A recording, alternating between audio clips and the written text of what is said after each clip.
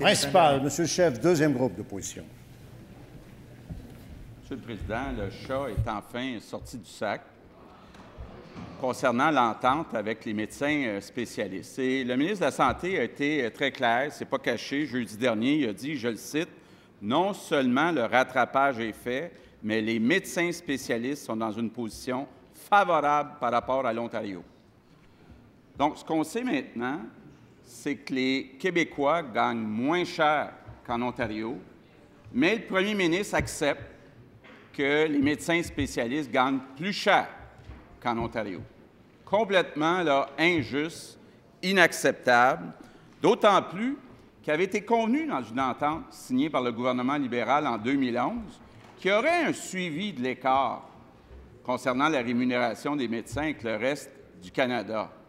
Or, en 2015, le vérificateur général a averti le premier ministre. Lui a dit, « Vous ne faites pas votre suivi de la rémunération comparative avec l'Ontario. » Et malgré ça, en 2018, le premier ministre continue de lancer des milliards avant même d'avoir l'étude. Quelle mauvaise gestion! Ma question est très simple. Est-ce que le premier ministre trouve ça juste, trouve ça acceptable que les médecins spécialistes au Québec gagnent plus que les médecins spécialistes en Ontario? Oui ou non, est-ce qu'il trouve ça juste?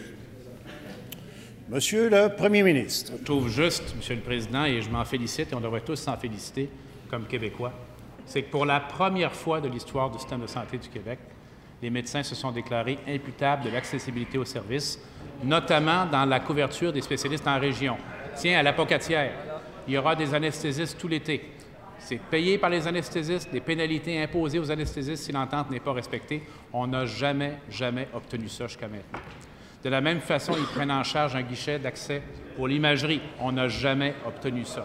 Ils prennent en charge l'échographie. On n'a jamais obtenu ça. Ils prennent en charge la rémunération des chefs de département. On n'avait jamais obtenu ça. Et on a enfin mis un frein à la rémunération médicale en fixant, et je l'engage à fixer les mêmes objectifs, à 3 d'augmentation de la masse salariale au maximum année sur année et un maximum de 20 dans le système de santé. Ça, c'est juste. Ça permet de s'occuper de tout le monde, de toutes les priorités, surtout avec un gouvernement qui a bien géré les finances publiques. Bravo.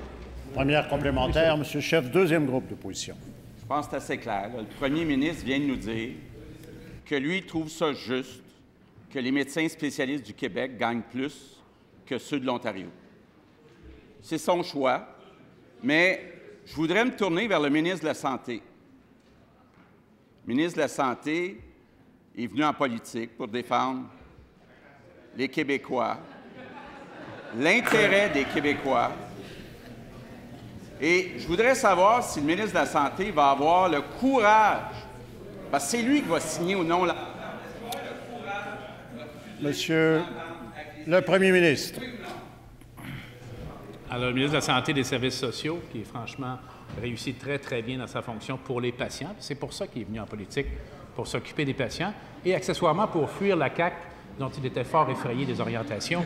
On comprend ça maintenant. Maintenant, j'ai entendu, est-ce que j'ai vraiment entendu le chef de la deuxième opposition dire qu'il faut déchirer les ententes? Il faut que les ententes soient immédiatement déchirées, bien sûr.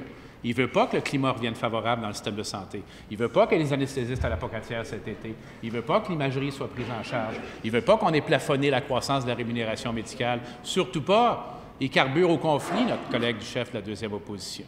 Alors nous, au contraire, on dit on s'occupe des patients avant tout. Les patients vont être mieux servis, les finances publiques sont stabilisées et c'est notre réussite. Deuxième complémentaire, Monsieur le chef, deuxième groupe d'opposition. Le premier ministre est complètement déconnecté. Il nous dit qu'il va garder le bar ouvert concernant les salaires des médecins. Donc, je repose ma question au ministre de la Santé.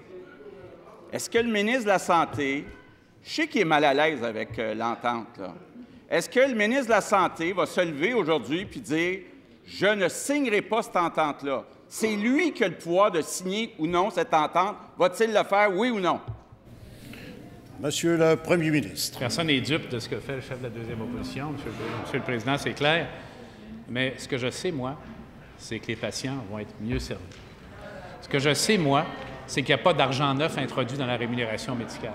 Ce que je sais, moi, c'est que pour la première fois, on a plafonné l'augmentation annuelle et le poids de la rémunération des médecins dans le système de santé. Et ce que je sais, moi aussi, c'est que ça nous donne une marge de manœuvre pour nous occuper de nos infirmières, développer de nouveaux services, s'occuper d'éducation, d'environnement et de culture. Ça, je sais ça. Alors, effectivement, il faut rappeler, en parallèle, il m'excusera de le dire, c'est lui qui a ouvert le bar qui nous reproche maintenant. C'est lui qui a ouvert le bar en signant cette entente décrite par le collègue comme la pire catastrophe financière de l'histoire du Québec. C'est lui qui est responsable de la situation.